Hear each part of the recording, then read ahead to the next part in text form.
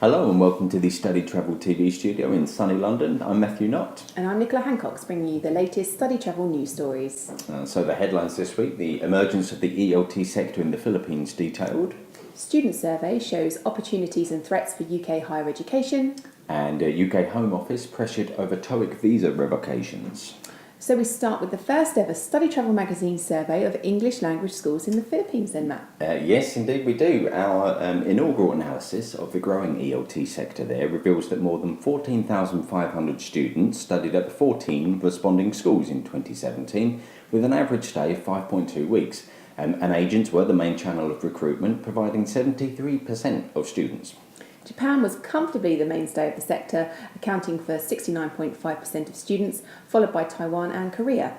The 19 to 24 and 25 to 30 age groups were the largest cohorts, and average commission paid was 25.6%. Toshiyuki Hirata of Idea English said the high ratio of one-to-one lessons and full-day programs made the Philippines a cost-effective destination. He added that although Asia dominates, there has been growth from markets such as Russia, Saudi Arabia and Brazil.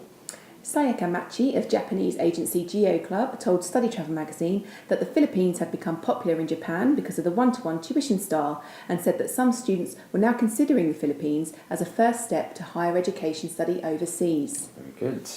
Next up, the latest international student survey, completed by 28,000 students considering the UK, has revealed threats and opportunities in terms of student recruitment in the post-Brexit landscape. The majority of students overall were neutral on the impact of Brexit on their study choice, but 39% of EU students said it made them less interested, with uncertainty of cost cited as the main factor. However, awareness of the UK's fee and loan commitments for EU students for the next academic year was only at 2/3, the authors said. Another key recommendation was that the UK should do more to spread awareness of the Teaching Excellence Framework, as teaching quality was a key consideration for overseas students, but only 22% were aware of the new metric. Staying in the UK, the new Home Secretary, Sajid Javid, is facing calls to investigate claims that thousands of students may have wrongly had their visa revoked in the aftermath of the TOEIC test cheating scandal. The Financial Times and the National Union of Students have presented claims that initial analysis of the fraud by ETS, the administrators of TOEIC, had a margin of error at 20%, meaning as many as 7,000 students may have been wrongly accused of cheating. In a House of Commons debate last week, the Home Secretary undertook to look carefully at the case, following a request by opposition Labour MP Stephen Timms. And now for a roundup of some of the other news stories this week. And language travel industry technology platform Advisor has launched a new web quotes plugin tool for agents, giving student visitors to agency websites personalised quotes. Advisor said it would give agents qualified, engaged leads and save time and resources. Australia-based ELT and vocational provider Cairns College of English and Business has expanded after relocation to a new 18-classroom campus in the central business district.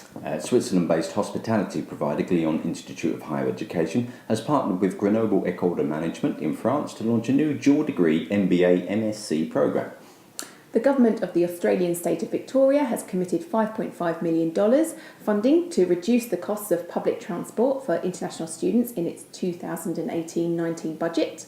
And under a new Study Wellington initiative, secondary-age students passing courses with the Apollo English Vietnam chain of schools will be recognised as meeting language entry requirements for affiliated Wellington high schools.